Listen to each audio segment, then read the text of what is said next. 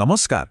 ଆସନ୍ତୁ କଳ୍ପନା କରିବା ଏମିତି ଏକ ସଭ୍ୟତାର ଯାହା ମିଶ୍ରର ପିରାମିଡ୍ ଏବଂ ମେସୋପୋଟାମିଆର ବଡ଼ ବଡ଼ ସହର ସହିତ ଏକା ସମୟରେ ଗଢ଼ି ଉଠିଥିଲା, କିନ୍ତୁ ହଜାର ହଜାର ବର୍ଷ ପାଇଁ ଦୁନିଆର ସ୍ମୃତିରୁ ସମ୍ପୂର୍ଣ୍ଣ ଭାବେ ଲିଭିଯାଇଥିଲା। ଆଜି ଆମେ ସେହି ରହସ୍ୟମୟ ସିନ୍ଧୁ ଉପତ୍ୟକା ସଭ୍ୟତାର କାହାଣୀକୁ ବୁଝିବା, ଯାହା ମାଟି ତଳୁ ପୁଣି ଥରେ ଜୀବନ୍ତ ହୋଇଉଠିଛି।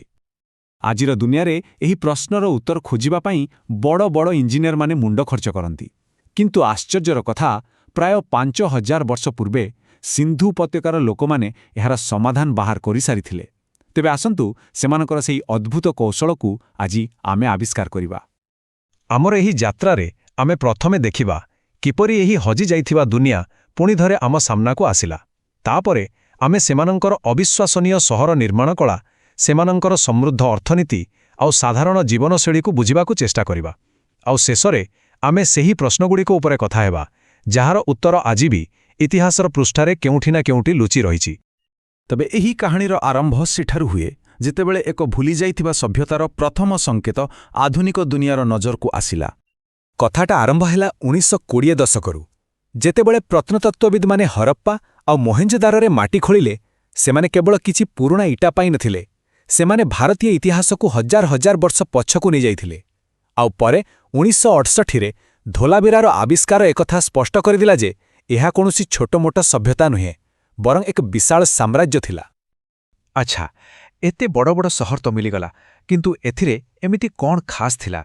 ଉତ୍ତରଟା ଲୁଚି ରହିଥିଲା ସେମାନଙ୍କର ସହରୀ ଯୋଜନାରେ, ଯାହା ଆଜିକାଲିର ସହରକୁ ମଧ୍ୟ ପଛରେ ପକାଇଦେବ। ଏହି ସହରଗୁଡ଼ିକର ସବୁଠୁ ଆଶ୍ଚର୍ଯ୍ୟ କଥା କ'ଣ ଜାଣନ୍ତି? ସମାନତା। ଶହ ଶହ କିଲୋମିଟର ଦୂରରେ ଥିବା ସହରଗୁଡ଼ିକ ବି ପ୍ରାୟ ଏକାଭଳି ନକ୍ସାରେ ତିଆରି ହୋଇଥିଲା। ଏଥିରୁ ଲାଗେ ଯେ ସେମାନଙ୍କର ଗୋଟେ ଶକ୍ତିଶାଳୀ କେନ୍ଦ୍ରୀୟ ପ୍ରଶାସନ ଥିଲା। ପଶ୍ଚିମରେ ଉଚ୍ଚ ଦୁର୍ଗ, ପୂର୍ବରେ ସାଧାରଣ ଲୋକଙ୍କ ସହର, ଚଉଳା ରାସ୍ତା ଯାହା ପରସ୍ପରକୁ ସମକୋଣରେ କାଟୁଥିଲା, ଆଉ ସେମାନଙ୍କର ଜଳ ନିଷ୍କାସନ ବ୍ୟବସ୍ଥା, ତାହା ତ ଆଜି ବି ଆମ ପାଇଁ ଏକ ଶିକ୍ଷା। କିନ୍ତୁ ଗୋଟେ ମଜା କଥା ହେଉଛି, ଏହି ସମାନତା ଭିତରେ ବି ସ୍ଥାନୀୟ ବିବିଧତା ଥିଲା। ଯେଉଁଠି ହରପ୍ପା ଆଉ ମୋହେଞ୍ଜୋଦାରୋ ଭଳି ଅଧିକାଂଶ ସହର ଦୁଇ ଭାଗରେ ବଣ୍ଟା ହୋଇଥିଲା, ସେଠି ଧୋଲାଭିରା ଏକ ଅନନ୍ୟ 3-ସ୍ତରୀୟ ସହର ଥିଲା: ଦୁର୍ଗ, ମଧ୍ୟ ସହର ଆଉ ନିମ୍ନ ସହର। ଏଥିରୁ ଜଣାପଡ଼େ ଯେ ସେମାନେ କେବଳ ନକଲ କରୁନଥିଲେ, ବରଂ ନିଜ ଆବଶ୍ୟକତା ଅନୁସାରେ ନୂଆ ନୂଆ ଡିଜାଇନ୍ ବି କରୁଥିଲେ।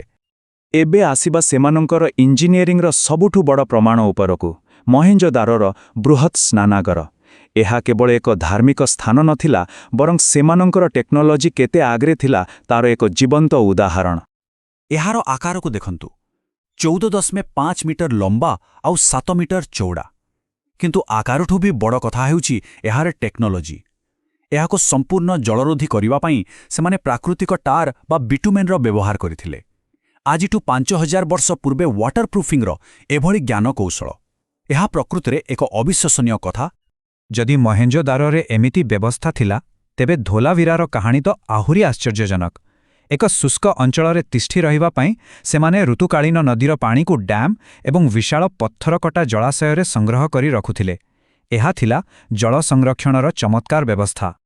ହେଲେ ଏତେ ବଡ଼ ବଡ଼ ସହର ତିଆରି କରିବାକୁ, ଏତେ ଉନ୍ନତ ବ୍ୟବସ୍ଥା ଚଳାଇବାକୁ ଶକ୍ତି ଆସୁଥିଲା କେଉଁଠୁ? ମାନେ ସେମାନଙ୍କର ଅର୍ଥନୀତି କେମିତି ଚାଲିଥିଲା? ଆସନ୍ତୁ ସେମାନଙ୍କର ବାଣିଜ୍ୟ ଆଉ ଶିଳ୍ପ ଉପରେ ଟିକେ ନଜର ପକାଇବା। ଏହି ସଂଖ୍ୟାଟିକୁ ଦେଖନ୍ତୁ, 12। ହରପ୍ପାରେ ଏକାଠି 12ଟା ବିଶାଳ ଶସ୍ୟାଗାର ମିଳିଥିଲା। ଏହା ସିଧା ସିଧା ସୂଚାଏ ଯେ ସେମାନଙ୍କର କୃଷି ଉତ୍ପାଦନ ନିଜ ଆବଶ୍ୟକତାଠାରୁ ବହୁତ ଅଧିକ ଥିଲା। ଆଉ ଏହି ବଳକା ଶସ୍ୟ ହିଁ ସେମାନଙ୍କର ବାଣିଜ୍ୟର ମୂଳଦୁଆ ସାଜିଥିଲା। ଆଉ ଏହି ବାଣିଜ୍ୟ ଖାଲି ପାଖଆଖରେ ସୀମିତ ନଥିଲା। ଗୁଜରାଟର ଲୋଥାଲରେ ମିଳିଥିବା ବିଶାଳ ଡକ୍ୟାର୍ଡ ସାମୁଦ୍ରିକ ବାଣିଜ୍ୟର ବଡ଼ ପ୍ରମାଣ ଦିଏ। କିନ୍ତୁ ସବୁଠୁ ବଡ଼ କଥା ହେଉଛି ହରପ୍ପାର ମୋହର ବା ସିଲ୍ ଆଜିର ଇରାକ ଅର୍ଥାତ୍ ପ୍ରାଚୀନ ମେସୋପୋଟାମିଆରୁ ମିଳିଛି। ଭାବନ୍ତୁ ତ, ଏହା ଏକ ବିଶାଳ ଅନ୍ତର୍ଜାତୀୟ ବାଣିଜ୍ୟ ନେଟୱାର୍କର କେତେ ସ୍ପଷ୍ଟ ସଂକେତ। ଲୋଥାଲର ଡକ୍ୟାର୍ଡ, ଏଟା ଖାଲି ଗୋଟେ ପୋଖରୀ ନଥିଲା। ଭାବନ୍ତୁ, ଏହା ଥିଲା ସେହି ସମୟର ଏକ ଆନ୍ତର୍ଜାତିକ ବନ୍ଦର। ଏହାକୁ ଏତେ ସୁନ୍ଦର ଭାବରେ ଡିଜାଇନ୍ କରାଯାଇଥିଲା, ଯେଉଁଠୁ ଜାହାଜଗୁଡ଼ିକ ସମୁଦ୍ରକୁ ଯାଉଥିଲା ଆଉ ଦୁନିଆର ଅନ୍ୟ କୋଣରୁ ସାମଗ୍ରୀ ଆଣୁଥିଲା। ଆଚ୍ଛା, ଏତେ ସବୁ ତ ହେଲା ସହର ଆଉ ବେପାର ବାଣିଜ୍ୟ କଥା, କିନ୍ତୁ ଏସବୁ ଭିତରେ ରହୁଥିବା ଲୋକମାନେ କେମିତି ଥିଲେ? ସେମାନେ କ'ଣ ବିଶ୍ୱାସ କରୁଥିଲେ? ଚାଲନ୍ତୁ ଏବେ ସେମାନଙ୍କର ଦୈନନ୍ଦିନ ଜୀବନର କିଛି ଝଲକ ଦେଖିବା। ସେମାନଙ୍କ ଲିପି ତ ଆମେ ପଢ଼ିପାରିନାହୁଁ, ହେଲେ ଯେଉଁ ଜିନିଷ ମିଳିଛି ସେଥିରୁ କିଛିଟା ଅନ୍ଦାଜ ଲଗାଯାଇପାରେ, ଯେମିତିକି ପଶୁପତି ମୋହର କୌଣସି ଆଦି ଶିବ ବା ଦେବତାଙ୍କୁ ଦର୍ଶାଉଥାଇପାରେ। ସେହିପରି କାଲିବଙ୍ଗାଣର ଅଗ୍ନିବେଦୀ ଏବଂ ରାକ୍ଷୀଗଡ଼ିର ପଶୁବଳି ସ୍ଥଳ ସେମାନଙ୍କର ଧାର୍ମିକ ରୀତିନୀତିର ସଂକେତ ଦେଇଥାଏ। ଆଉ ଗୋଟେ ମଜାଦାର କଥା ହେଉଛି, ଏତେ ବଡ଼ ସଭ୍ୟତା ହେଲେ ବି ସବୁ ଜାଗାରେ ଗୋଟିଏ ପ୍ରକାର ରୀତିନୀତି ନଥିଲା। ଯେମିତିକି ହରପ୍ପାରେ ଲୋକଙ୍କୁ କାଠ କଫିନରେ ସମାଧି ଦିଆଯାଉଥିଲା, କିନ୍ତୁ ରାକ୍ଷୀଗଡ଼ିରେ ମିଳିଥିବା ପ୍ରମାଣ ଏକ ଭିନ୍ନ ପ୍ରଥା, ବୋଧୁଏ ଶବଦାହ ଆଡ଼କୁ ଇଙ୍ଗିତ କରୁଛି। ସେମାନେ ଖାଲି କୁଶଳୀ ଇଞ୍ଜିନିୟର ନଥିଲେ, ବହୁତ ବଡ଼ କାରିଗର ବି ଥିଲେ। ଲୋଥାଲରେ ମିଳୁଥିଲା ସୁନ୍ଦର ମାଳି ଆଉ ଶଙ୍ଖ କାମ। କାଲିବଙ୍ଗାନକୁ ତ କଳା ଚୁଡ଼ିର ସହର ବୋଲି କୁହାଯାଉଥିଲା, ଆଉ ହରପ୍ପା ଥିଲା ତମ୍ବା ଓ ହାତୀଦାନ୍ତ କାମ ପାଇଁ ପ୍ରସିଦ୍ଧ। ପ୍ରତ୍ୟେକ ସହରର ନିଜର ଏକ ସ୍ୱତନ୍ତ୍ର ପରିଚୟ ଥିଲା। ଏତେ କଥା ଜାଣିଲା ପରେ ବି ଏହି ସଭ୍ୟତା ଆଜି ବି ଅନେକ ରହସ୍ୟରେ ଘେରି ରହିଛି। ଆସନ୍ତୁ ଆମର ଶେଷ ଭାଗରେ ସେହି ଅସମାହିତ ପ୍ରଶ୍ନଗୁଡ଼ିକ ଏବଂ ଆଜିର ଦୁନିଆ ପାଇଁ ଏହାର ମହତ୍ତ୍ୱ ବିଷୟରେ କଥା ହେବା। ସବୁଠୁ ବଡ଼ ପ୍ରଶ୍ନ ଆଉ ସବୁଠୁ ବଡ଼ ରହସ୍ୟ କ'ଣ ଜାଣନ୍ତି? ସେମାନେ ନିଜ ବିଷୟରେ କ'ଣ ଲେଖିଯାଇଛନ୍ତି? ସେମାନଙ୍କର ଏକ ଲିପି ଥିଲା, କିନ୍ତୁ ଦୁର୍ଭାଗ୍ୟର କଥା ଆଜି ପର୍ଯ୍ୟନ୍ତ ଏହାକୁ କେହି ପଢ଼ିପାରିନାହାନ୍ତି। ଭାବନ୍ତୁ ତ, ହଜାର ହଜାର ମୋହର, ମାଟିପାତ୍ର ଏବଂ ଧୋଲାଭିରାରେ ମିଳିଥିବା ଏକ ବଡ଼ ସାଇନବୋର୍ଡ ଉପରେ ଏହି ଲିପି ଲେଖାଅଛି। କିନ୍ତୁ ସେହି ଛୋଟ ଛୋଟ ଚିହ୍ନ ଭିତରେ କେଉଁ କାହାଣୀ, କେଉଁ ରାଜାର ନାଁ, କେଉଁ ଭଗବାନଙ୍କ କଥା ଲୁଚି ରହିଛି ତାହା ଆମେ ଜାଣୁନୁ। ଯଦି ଦିନେ ଏହାକୁ ପଢ଼ାଯାଇପାରିବ, ତେବେ ଏହି ସଭ୍ୟତାର ଅନେକ ଅକୁହା କାହାଣୀ ସାମ୍ନାକୁ ଆସିବ। ଆଉ ଆମେ ଯେଉଁ ସହର କଥା କହୁଛେ, ସେଗୁଡ଼ାକ କିଛି ଛୋଟମୋଟ ଗାଁ ନଥିଲା। ଏହି 5ଟି ନାଁକୁ ଦେଖନ୍ତୁ: ହରପ୍ପା, ମହେଞ୍ଜୋଦାରୋ, ଗନୱେରିୱାଲା, ଧୋଲାଭିରା ଏବଂ ରାକ୍ଷୀଗଡ଼ି। ଏଗୁଡ଼ିକ ଥିଲା ସେହି ସମୟର ପ୍ରକୃତ ମେଗାସିଟି। ଆଉ ଜାଣନ୍ତି, ଏହି ପ୍ରାଚୀନ ଇତିହାସ ଆଜି ବି ଜୀବନ୍ତ।